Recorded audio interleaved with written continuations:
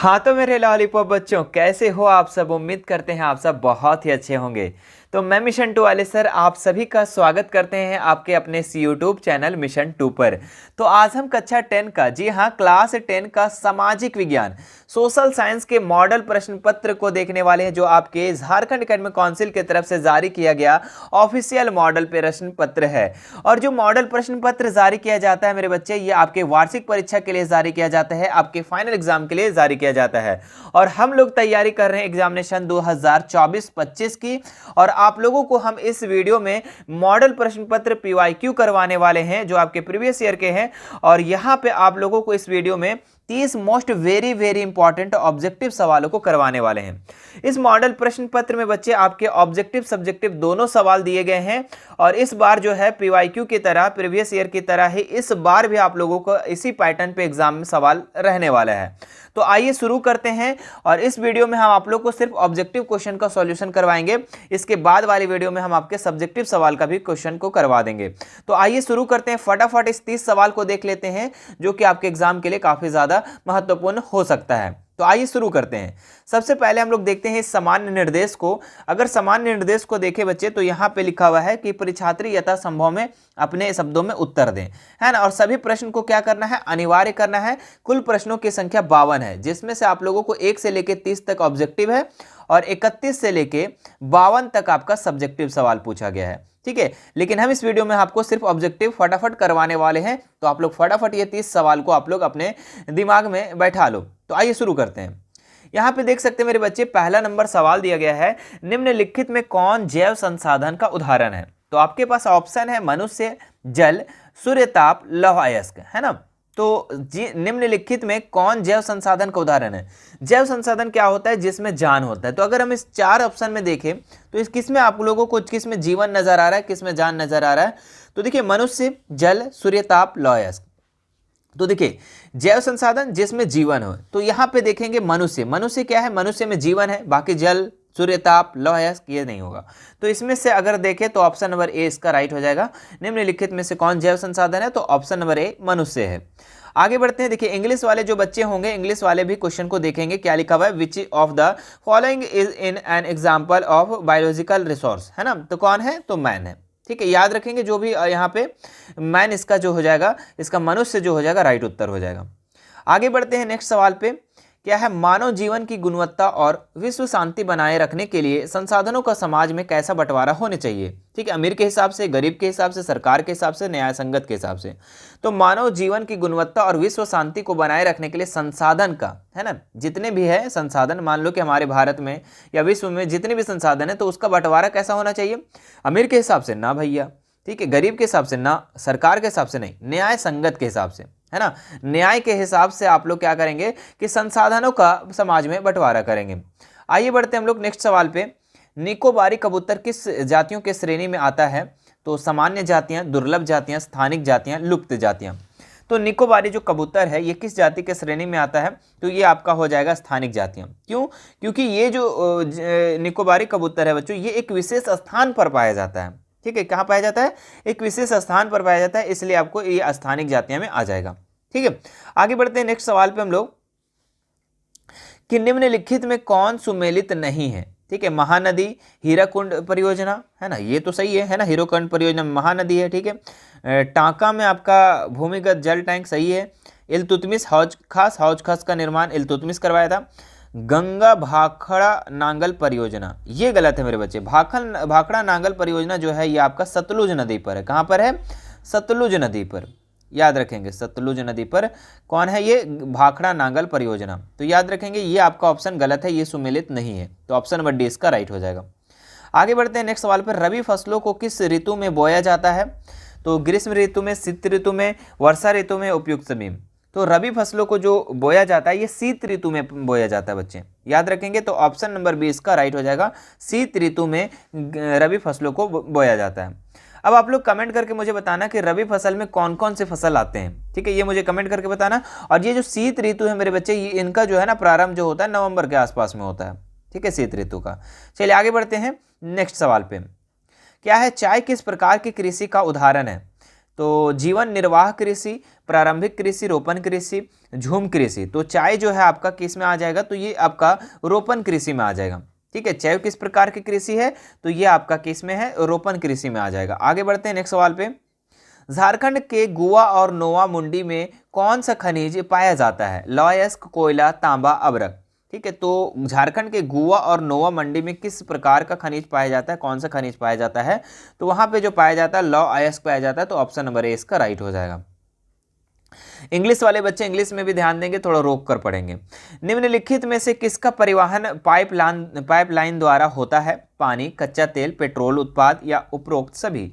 तो इसका जो राइट उत्तर हो जाएगा उपरोक्त सभी, है ना। किसका परिवहन जो है पाइपलाइन के द्वारा, तो पानी का भी होता है भाई, कच्चा तेल का भी होता है और पेट्रोल का भी होता है। तो उपरोक्त सभी इसका राइट हो जाएगा ऑप्शन नंबर डी, है ना। चलिए आगे बढ़ते हैं हम लोग नेक्स्ट सवाल पे। हमारे देश की 22 प्रमुख भाषाओं को संविधान की किस अनुसूची में रखा गया है। तो हमारे देश में 22 भाषाओं को प्रमुख 22 भाषा का संविधान में रखा गया है। ये किस अनुसूची में रखा गया है, तो आपके पास ऑप्शन है 8वीं अनुसूची, है ना, और 9वीं, 7वीं और 6ठी। तो इसका राइट जो उत्तर हो जाएगा आपका 8वीं अनुसूची में। जो 22 भाषाओं का किस अनुसूची में रखा गया है संविधान का, तो 8वीं अनुसूची में रखा गया है। तो ऑप्शन नंबर ए इसका राइट हो जाएगा। आगे बढ़ते हैं मेरे बच्चे नेक्स्ट सवाल पर कि स्थानिक शासन व्यवस्था में कितना पद महिलाओं के लिए आरक्षित है। तो स्थानिक शासन व्यवस्था में कितना पद महिलाओं के लिए आरक्षित है, 1/3, 1/4, 2/3, 3/4। तो इसका जो राइट उत्तर हो जाएगा आप लोग का 1/3, है ना। 1/3 जो है 1/3, है ना, 1/3 मतलब 3 हिस्सा में 1 हिस्सा क्या है, महिलाओं को। स्थानिक शासन व्यवस्था में 1/3 यानी कि 1 हिस्सा महिलाओं को और 3 हिस्सा आपका, 3 में से 1 हिस्सा का महिलाओं का है और 2 हिस्सा आपका किस में, पुरुष का है। चलिए आगे बढ़ते हैं हम लोग नेक्स्ट। अमेरिका में नागरिक अधिकार आंदोलन कब हुआ था। ठीक है, तो 1968 से 74, 54 से 68, 74 से 80, 80 से 88। तो इसका जो राइट उत्तर हो जाएगा आप लोग का ऑप्शन नंबर बी, है ना, 54 से 68, है ना। याद रखेंगे अमेरिका में नागरिक अधिकार आंदोलन जो हुआ था ये कब हुआ था, तो ये 1954 से 1968। आगे बढ़ते हैं हम लोग नेक्स्ट सवाल पर।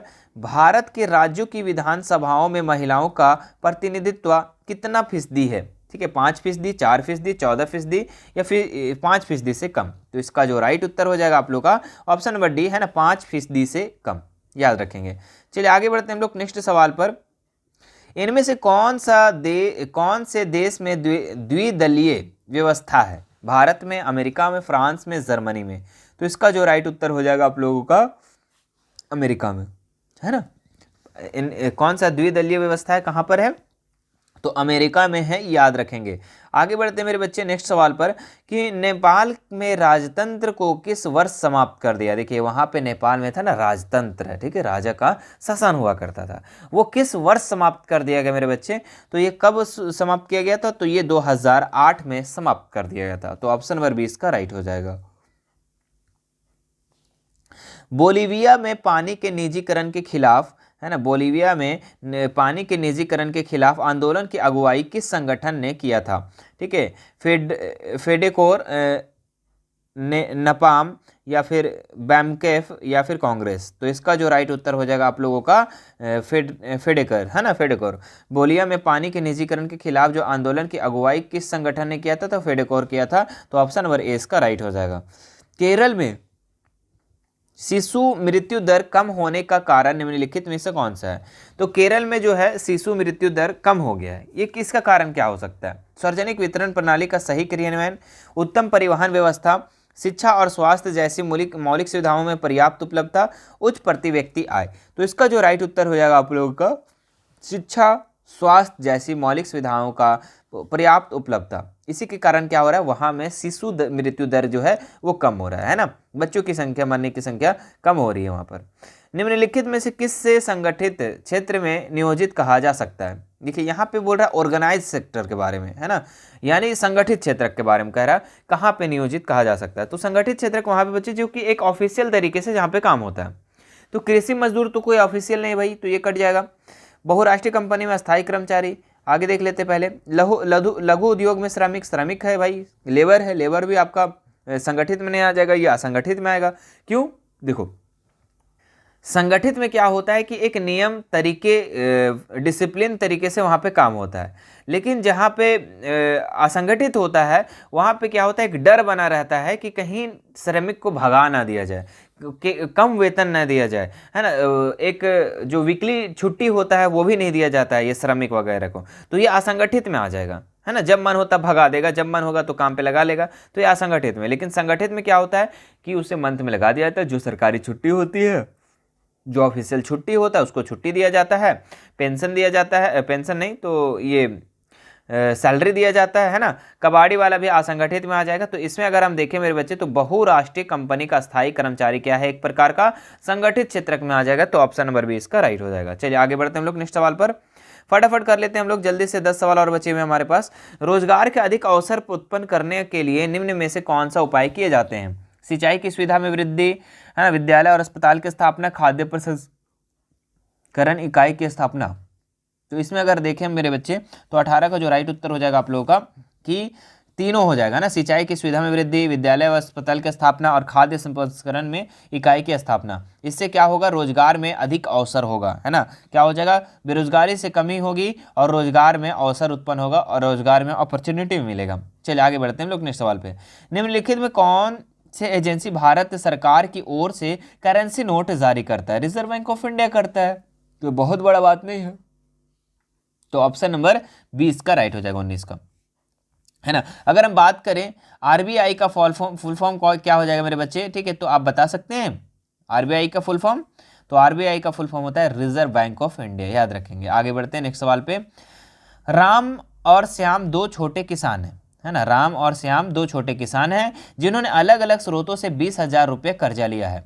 राम ने 1.5% ब्याज प्रति माह की दर से व्यापारी से कर्ज लिया है, जबकि श्याम ने कर्ज बैंक से लिया है, प्रतिवर्ष 8% ब्याज के दर से लिया है। उपरोक्त आधार पर निम्नलिखित में कौन सा कथन सत्य है? ठीक है, तो देखिए क्या है यहाँ पर कि राम ने सही किया क्योंकि उसे किसी प्रकार की कागजी कार्यवाही नहीं पड़ी, कागजी कार्यवाही नहीं पड़ी। दूसरा ऑप्शन है श्याम के हालात ज़्यादा खराब है क्योंकि उसे ज़्यादा ब्याज देना पड़ रहा है।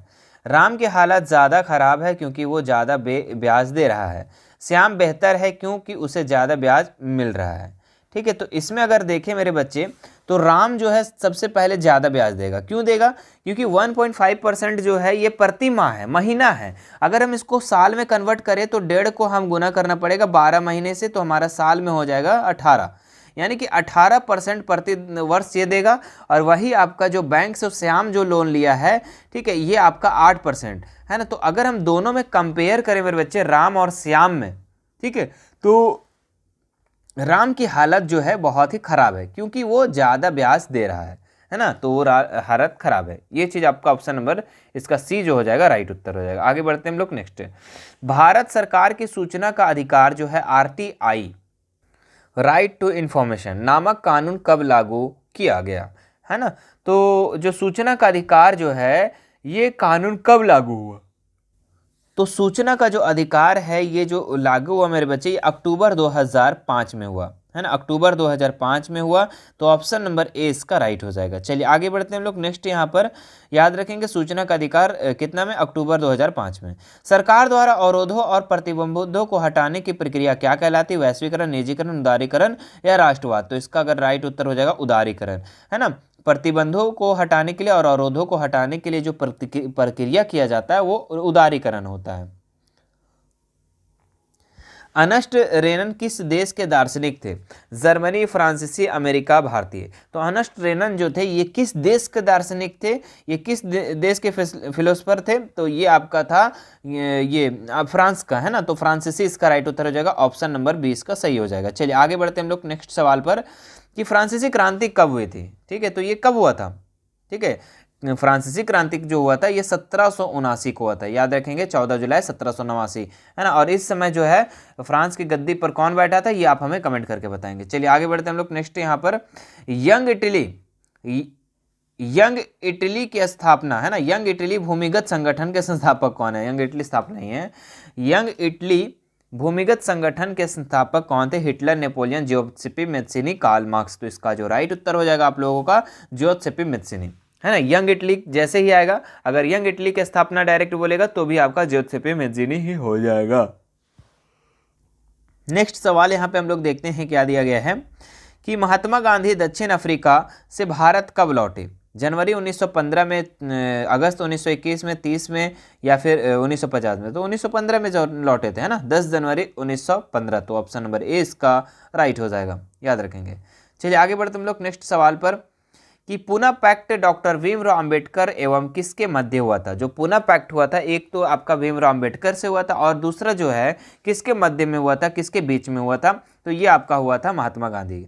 पुना पैक्ट जो है डॉक्टर भीमराव अंबेडकर और महात्मा गांधी के मध्य हुआ था। तो ऑप्शन नंबर डी इसका राइट हो जाएगा। चलिए आगे बढ़ते हैं हम लोग। 1990 के दशक में रिंडरपेस्ट नामक बीमारी किस देश में बहुत तेजी से फैली? अमेरिका, अफ्रीका, ब्रिटेन, फैल या जापान? तो रिंडरपेस्ट बीमारी जो था बच्चों, ये आपका पशु बीमारी था और ये कहाँ फैला था? तो ये अफ्रीका में फैला था। तो ऑप्शन नंबर 20 का राइट हो जाएगा। चलिए आगे बढ़ते हैं हम लोग नेक्स्ट। निम्नलिखित में कौन से देश मित्र राष्ट्र के पाले में था? तुर्की, ऑस्ट्रिया, ब्रिटेन, जर्मनी? तो किस में था? निम्नलिखित में किस देश के मित्र राष्ट्र के पाले में था? तो ये था आप लोगों का ब्रिटेन में, है ना। तो याद रखेंगे। तो ऑप्शन नंबर सी इसका राइट हो जाएगा, है ना। ब्रिटेन जो हो गया ये आपका मित्र राष्ट्र में आ जाएगा। ब्रिटेन हो गया, फ्रांस हो गया, है ना। और जापान, इटली, जर्मनी था वो आपका धुरी राष्ट्र में था। ये भी आप याद रखेंगे। देखिए पूरा विश्व जो था ना, द्वितीय विश्व युद्ध हुआ था जब 1939 से 45 तक, तब पूरा राष्ट्र देश जो है दो गुटों में बढ़ गया था, एक धुरी राष्ट्र, एक मित्र राष्ट्र, है ना। तो धुरी राष्ट्र में आपका हो जाता था जर्मनी, जापान और इटली, हाँ जर्मनी, जापान और इटली, और इसमें था आपका फ्रांस, ब्रिटेन और एक अमेरिका, है ना। आगे बढ़ते हैं हम लोग नेक्स्ट। स्पिनिंग जेनी मशीन किसके द्वारा अपनाई गई थी? और ये मेरे बच्चे लास्ट सवाल है, और इस लास्ट सवाल का आंसर करने से पहले अगर हमारे चैनल को अभी तक सब्सक्राइब नहीं किया तो चैनल को सब्सक्राइब जरूर कर लेंगे, ठीक है। और इसी तरीके का वीडियो पाने के लिए हमारे वीडियो को आपको क्या कर लेना है, लाइक कर लेना है, सब्सक्राइब कर लेना है, बेल आइकन बटन को दबा देना है, और लास्ट में आपको क्या करना है, इस वीडियो को शेयर कर देना अपने दोस्तों मित्रों के साथ, सहपाठी के साथ, चाहे आपके महिला मित्र हो चाहे पुरुष मित्र, सभी को इस वीडियो को शेयर जरूर कर दीजिएगा। और मेरे बच्चे आप ध्यान देंगे, ये जो मॉडल पेपर हमने जो करवाया बच्चों, ठीक है, ये आपके जिस तरीके से 2024, देखिए ये आपके मॉडल पेपर जो है आपके 2024 का मॉडल पेपर है ना। अभी 2025 के मॉडल पेपर भी आप लोगों को करवा दिए हैं, आप जाकर प्लेलिस्ट में जाकर चेकआउट कर सकते हैं। और 2024 का मॉडल पेपर जिस प्रकार आप लोग का है वैसा ही आप लोग का इसी मॉडल पर आपको 2025 में एग्जाम में देखने को मिलेगा। इसलिए आपको वीडियो को क्या करना है, ज़्यादा से ज़्यादा शेयर कर देना है सभी दोस्तों के। और आपकी तैयारी जो है, तैयारी के लिए आप लोगों को 2025 की तैयारी के लिए आपका एक प्लेलिस्ट बना दिया सेपरेट सा, अगर आप नहीं देखें तो प्लेलिस्ट में जाकर चेक करेंगे, वहां पे आपका लिखा हुआ है तैयारी 2025 की। और सभी वीडियो को बारी बारी से देखें मेरे बच्चे। अभी आपके पास जितना समय है, जो भी समय बचा हुआ है, आप उसी समय में जल्दी से फास्ट करके वीडियो को तेज करके और देखें, सभी वीडियो को देखें, ध्यान लगाएं और याद करें, ताकि आपका एग्जाम अच्छा से अच्छा जाए, है ना। तो आइए अब ये लास्ट सवाल को भी कर लेते हैं। स्पिनिंग जेनी मशीन किसके द्वारा बनाई गई थी? तो ये किसके द्वारा बनाया गया था? न्यूटन, केपलर, जेम्स हार्ग्रीव्स या फिर राफेल? तो ये बनाया गया था जेम्स हार्ग्रीव्स, है ना, याद रखेंगे। स्पिनिंग जेनी मशीन का जो किसके द्वारा बनाया गया था? तो जेम्स हार्ग्रीव्स के द्वारा बनाया गया था। और स्पिनिंग जेनी मशीन जो है ये सूत काटने का मशीन था, और ये जो है इसका जो है बहुत सारे औरतों ने इसका क्या था, विरोध भी किया था, याद रखेंगे। तो ये था बच्चों आप लोग का 30 सवाल, ठीक है। मुझे आशा है कि आपको ये वीडियो पसंद आया होगा और आप इस वीडियो को ज़्यादा से ज़्यादा शेयर करेंगे, मुझे उम्मीद भी है। चलिए फिर मिलते हैं आप लोगों से नेक्स्ट वीडियो में। हमसे जुड़ना चाहते हैं मेरे व्हाट्सअप चैनल, व्हाट्सअप ग्रुप और व्हाट्सअप टेलीग्राम और हमारा इंस्टाग्राम, सभी का लिंक मैं डिस्क्रिप्शन में दे दिया हूँ, आप जाकर के ज्वाइन कर सकते हैं। बेझिझक हमसे कोई भी सवाल कर सकते हैं। मिलते हैं नेक्स्ट वीडियो में। Thanks so much.